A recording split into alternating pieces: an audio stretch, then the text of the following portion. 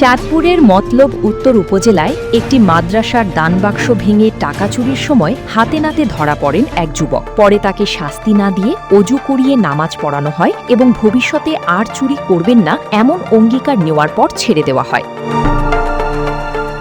গতকাল বুধবার ২২ এপ্রিল রাত 10:30টার দিকে উপজেলার নিশ্চিন্তপুর হাফিজিয়া মাদ্রাসায় এই ঘটনা ঘটে।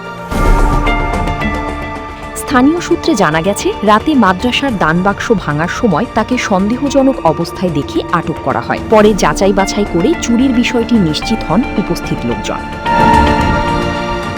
প্রত্যক্ষদর্শীরা জানান, চুরি করার সময় চোরকে হাতে নাতে ধরে ফেলে স্থানীয়রা। পরে মারধর না করে মাদ্রাসার হুজুরেরা মানবিক দৃষ্টিকোণ থেকে তাকে অজু করিয়ে নামাজ পড়ান এবং ভালো পথে ফেরার জন্য উপদেশ দেন। সে ভবিষ্যতে আর এমন কাজ করবে না বলে অঙ্গীকার করে।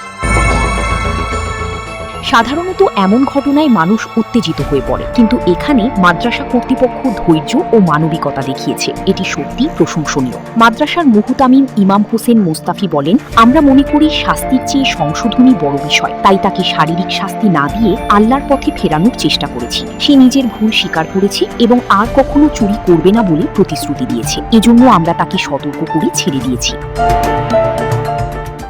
News desk, 24 hours Bangla.